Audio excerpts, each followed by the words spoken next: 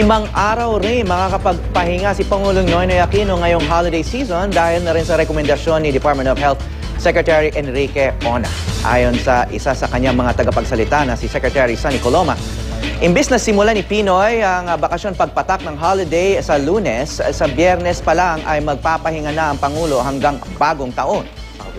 Pero sa Lunes, December 30, papasok ang Pangulo para gunitain ang kamatayan ng ating pambansang bayani na si Dr. Jose Rizal.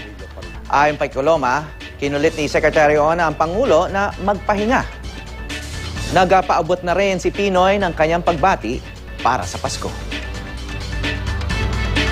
Katulad po ng Bituin ng Bethlehem na nagsilbing liwanag at inspirasyon sa tatlong hari, napuno rin tayo ng sigla at pag-asa sa katatagan ng ating mga kababayan sa kabila ng trahedyang kanilang naranasan. Ngayong Pasko, pag-alabi nawa natin ang liwanag ng pagmamahal na alay ni Jesucristo, maging tanglaw tayo ng pag-asa sa ating kapwa Pilipino.